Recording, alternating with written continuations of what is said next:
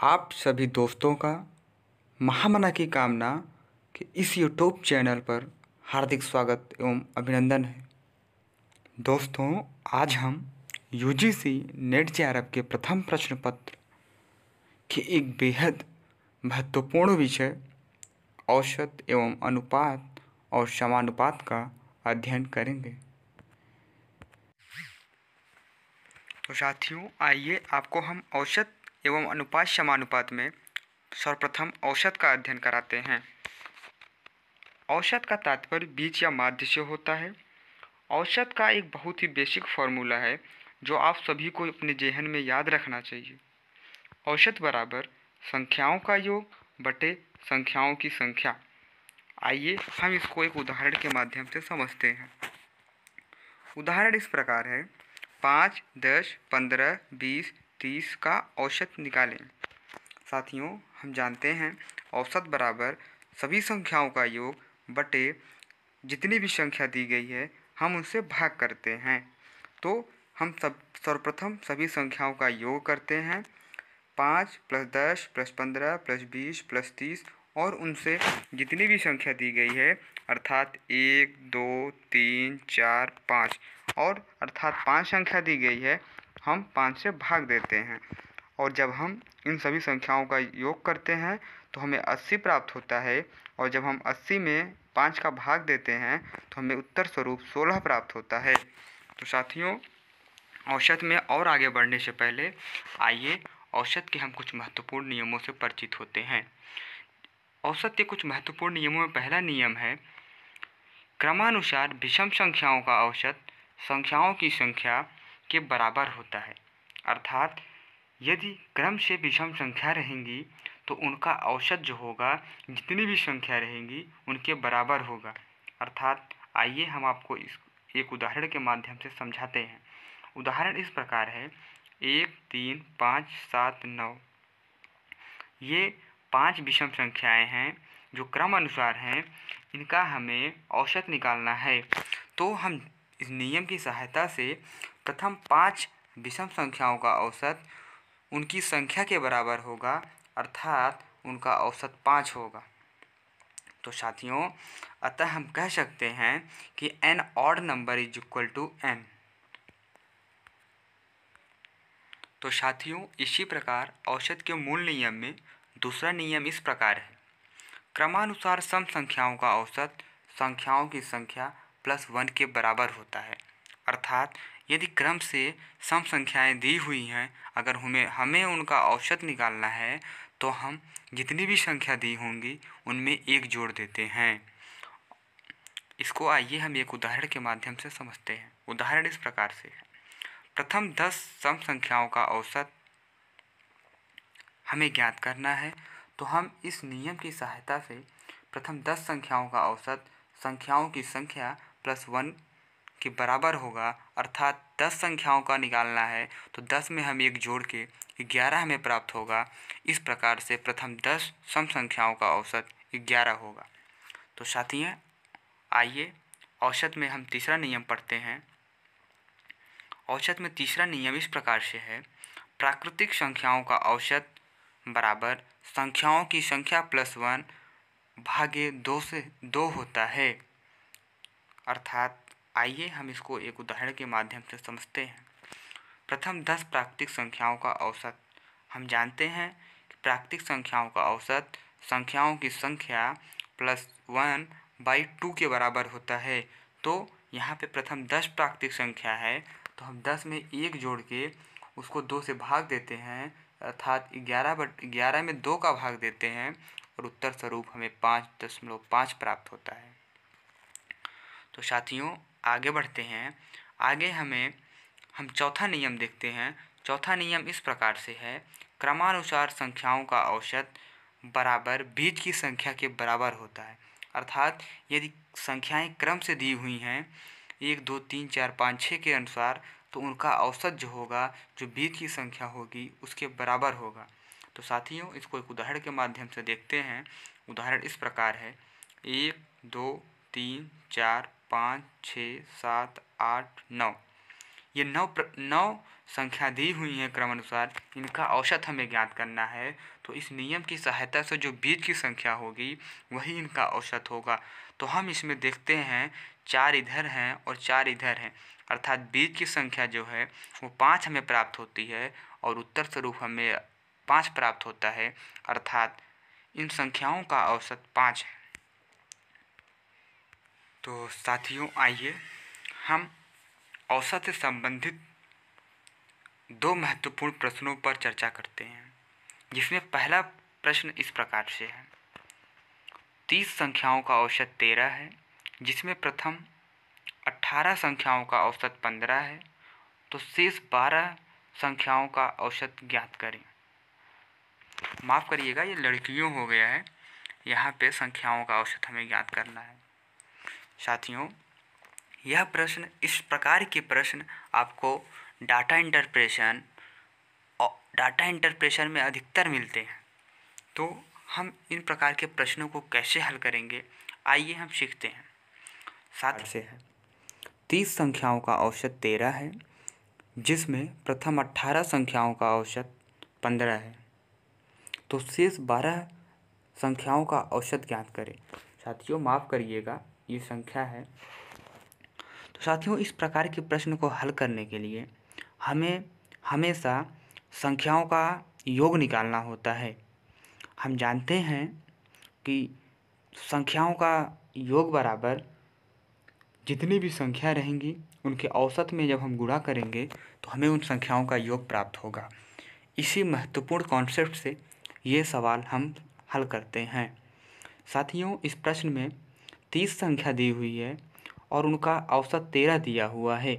अगर हम 30 में 13 का गुणा करते हैं तो हमें 30 संख्याओं का योग प्राप्त होगा। तो जब हम इस 30 में 13 का गुणा करते हैं तो हमें 390 के रूप में संख्याओं का औसत प्राप्त होता है, जबकि प्रश्न में ही विदित है कि 18 संख्याओं का औसत 15 है। प्रथम जो 18 संख्याएं हैं उनका औसत 15 हमें दिया गया है, तो हम इस प्रथम 18 संख्याओं का योग ज्ञात करते हैं। जब हम प्रथम 18 संख्याओं का योग 18 संख्याओं और उनके एवरेज, उनके औसत का गुणा करते हैं तो हमें 270 प्राप्त होता है। और प्रश्न में हमें 12 लड़कियों का औसत ज्ञात करना है, तो जब हम 30 में से 18 को घटाते हैं तो हमें 12 प्राप्त होता है और इन्हीं 12 लड़कियों का हमें औसत ज्ञात करना है। तो हम जब 30 संख्याओं का योग और 18 संख्याओं का योग दोनों को आपस में घटाते हैं तो हमें 120 जो प्राप्त होगा वही 12 संख्याओं का औसत प्राप्त होगा। और इस प्रकार से जब हमें एक संख्या ज्ञात करना होगा तो हम 120 में से 12 का भाग देंगे, हमें उत्तर स्वरूप 10 प्राप्त होगा। और अब आइए हम आपको दूसरे महत्वपूर्ण प्रश्न की तरफ ले चलते हैं। दूसरा महत्वपूर्ण प्रश्न इस प्रकार से है।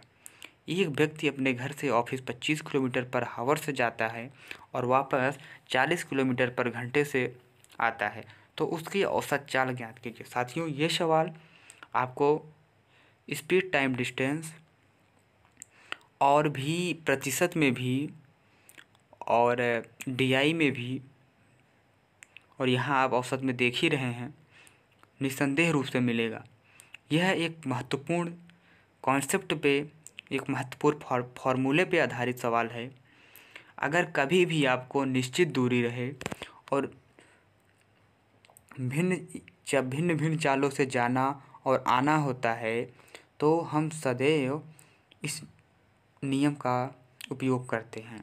तो साथियों, इस नियम में हमें औसत दूरी ज्ञात करने का फॉर्मूला यही होता है कि 2xy बटे x प्लस वाई, जहाँ x और y उसी की 2 चालें होती हैं, अर्थात व्यक्ति की 2 चालें होती हैं।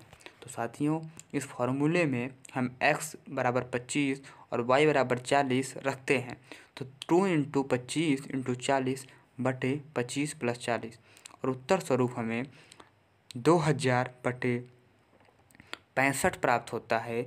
और जब हम इसको हल करते हैं तो हमें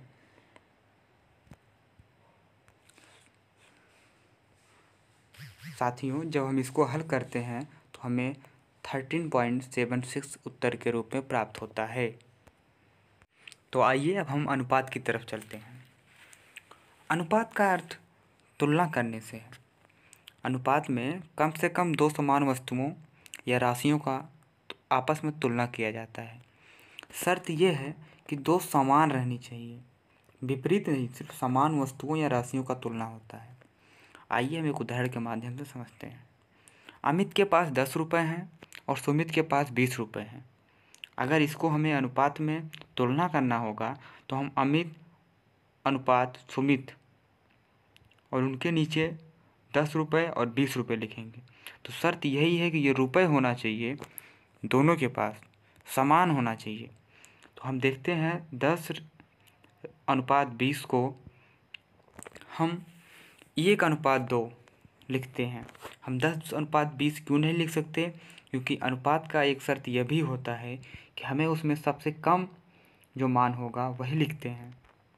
तो इस प्रकार से हम 10 से इसको काटेंगे तो 10 एकम 10 और 10 दूनी 20 अर्थात 1:2। हम इसको 1/2 भी लिख सकते हैं। आइए अब हम आपको समानुपात की तरफ ले चलते हैं। साथियों समानुपात दो अनुपातों का तुलना होता है, अर्थात समानुपात में दो अनुपातों का आपस में तुलना किया जाता है। इसकी भी एक महत्वपूर्ण शर्त यह है कि उन दोनों अनुपात आपस में बराबर होते हैं। आइए एक उदाहरण के माध्यम से समझते हैं। A/B समानुपाते C/D। ये आपको जो दो अनुपात का चिन्ह दिख रहा है यही समानुपात का चिन्ह होता है। आइए अब हम A का मान 10 रखते हैं और B का मान 20 रखते हैं, C का मान 20 रखते हैं और D का मान 40 रखते हैं। जब हम इसको काटेंगे 10 एकम 10 और 10 दूनी 20 और 20 एकम 20 और 20 दूनी 40 अर्थात 1:2 समानुपात 1:2, जो ये हमारे शर्त को पूरा करता है। शर्त ये है कि दोनों अनुपात आपस में बराबर होने चाहिए, तभी हम समानुपात का चिन्ह लगा सकते हैं। आइए अब हम आपको अनुपात और समानुपात से संबंधित महत्वपूर्ण प्रश्नों की तरफ ले चलते हैं, जिसमें पहला अनुपात से संबंधित महत्वपूर्ण प्रश्न इस प्रकार है। मिश्रित अनुपात निकालना। साथियों आपको दो अनुपात दिया रहेगा, जबकि उन दोनों अनुपातों में आपको मिश्रित अनुपात निकालना होगा। आइए हम इसको एक प्रश्न के माध्यम से समझते हैं। प्रश्न इस प्रकार से है। A/B बराबर 2:1 और B/C बराबर 3:4।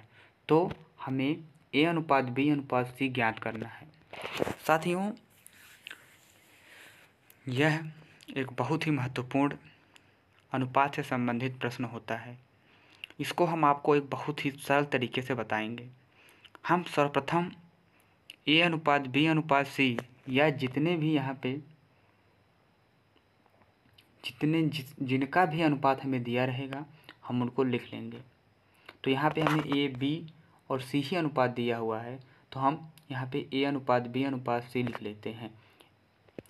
अब यहाँ पे हमें A के आगे 2 क्योंकि हमें दिया हुआ है और B का मान यहाँ पे 1 दिया हुआ है और B का मान यहाँ पे हमें नहीं रखना है, उसको नीचे वाले में रखेंगे। 2 और 1 को हम यहाँ रखे 2 और यहाँ रखे 1।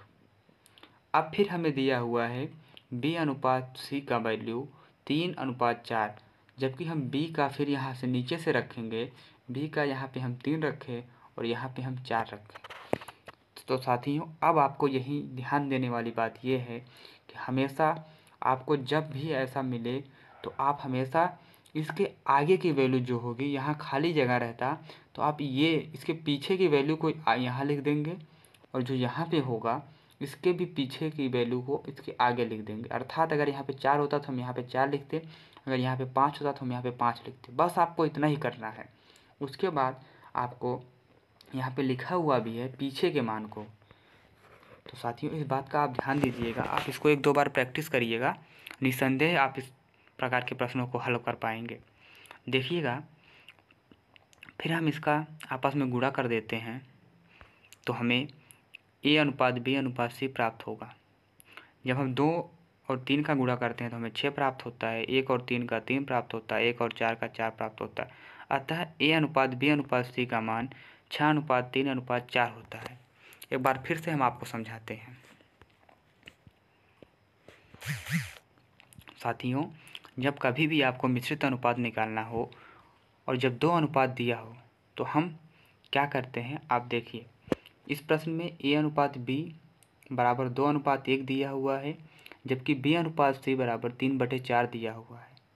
तो हम देखते हैं, हमें ज्ञात करना है A अनुपात B अनुपात C।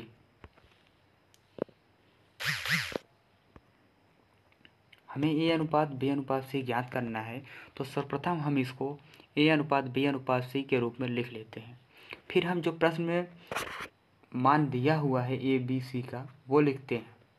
अब जबकि पहले में दिया हुआ है A अनुपात B 2 अनुपात 1, तो हम यहाँ पे 2 और यहाँ पे 1 लिख लेते हैं। फिर हमें दिया हुआ है B अनुपात C, तो हम यहाँ पे B 3 अनुपात 4, तो हम यहाँ पे 3 और यहाँ पे 4 लिख लेते हैं। बस आपको आगे यही ध्यान देना है कि इसके पीछे जो भी मान रहेगा और इसके पीछे जो भी मान रहेगा वही सेम संख्या हमें यहाँ पे भी लिखनी होगी। जहाँ खाली रहेगा, ये जगह खाली थी और ये जगह खाली थी, तो इसके पीछे 1 था तो हमने यहाँ पे 1 लिखा, और यहाँ पे 3 था तो हमने यहाँ पे 3 लिखा। बस आपको इस चीज़ से गुणा कर देना है, आपका उत्तर प्राप्त होगा। A 2 × 3, B 1 × 3 और C 1 × 4, और अर्थात A अनुपात B अनुपात C का मान 6 अनुपात 3 अनुपात 4 होगा। जबकि अन्य किताबों में इसके लिए बहुत ही विस्तृत रूप से बताया गया है। जबकि आपको अगर यह तरीका समझ में आ जाएगा तो आप चुटकियों में ये सवाल सॉल्व कर लेंगे। तो आइए हम आपको अब एक समानुपात से संबंधित महत्वपूर्ण प्रश्न की तरफ ले चलते हैं, जो इस प्रकार से है। 8 अनुपात 16 समानुपात x अनुपात 30।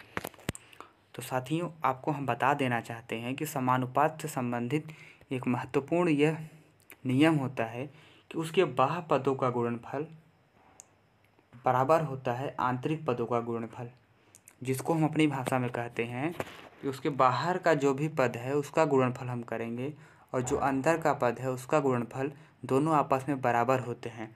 तो इसी ही कॉन्सेप्ट से, इसी ही नियम से इस सवाल को हम हल करते हैं। तो इसमें बाहर का पद 8 और 30 है और अंतर का पद 16 और यक्स है। तो हम ऐसे ही करते हैं, 8 में 30 का गुणा करते हैं, बराबर होगा 16 और गुणे यक्स के। तो हमें यक्स की वैल्यू हम यहाँ पे ज्ञात करने के लिए x बराबर हो जाएगा 30 गुणे 8/16। जब हम 8 से काटते हैं, 8 × 1 = 8, 8 दूनी 16, और यहाँ के 2 को 30 से काटते हैं तो 2 × 1 = 2 और 2 × 15, उत्तर स्वरूप में 15 प्राप्त हो जाता है।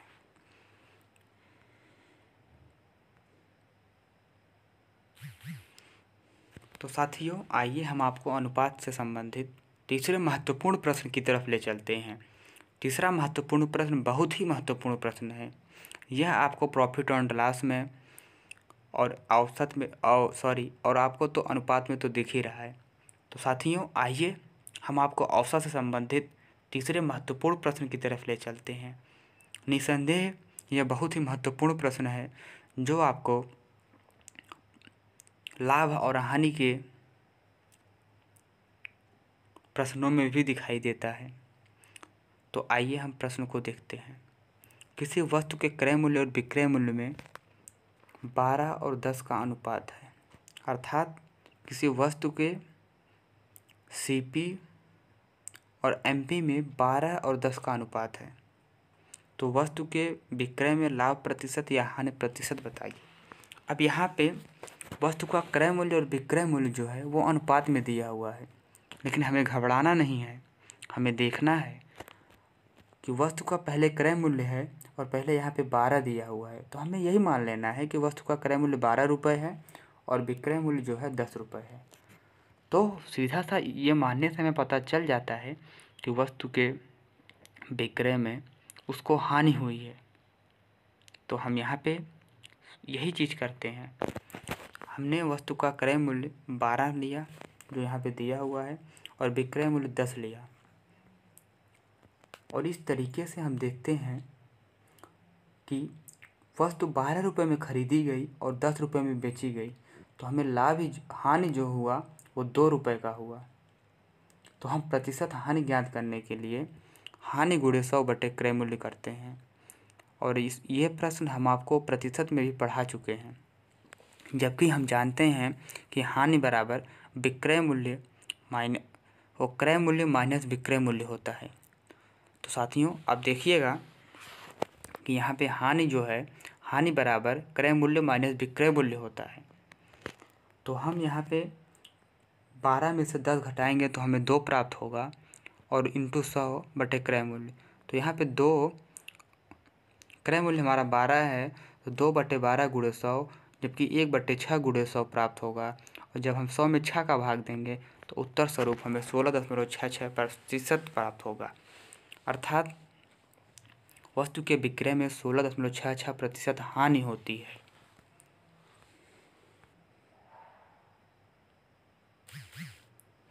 अब साथियों आपको हम अनुपात से संबंधित एक बहुत ही ज़बरदस्त कॉन्सेप्ट की तरफ ले चलते हैं। आपको सवाल बड़ा लगेगा, लेकिन अगर आप इस महत्वपूर्ण कॉन्सेप्ट को सीख लेते हैं तो आप चुटकियों में सवाल को हल कर लेंगे, आपको कॉपी पेन की ज़रूरत भी नहीं पड़ेगी। देखिएगा प्रश्न क्या है। एक टीन में 2 द्रव 5:3 के अनुपात में है। यदि मिश्रण में 10 लीटर द्रव निकालकर उतनी ही मात्रा में पानी डाल दिया जाए तो अनुपात 3:5 हो जाता है। तो टीन में द्रव की कुल मात्रा ज्ञात कीजिए, या फिर रखी जा सकती है।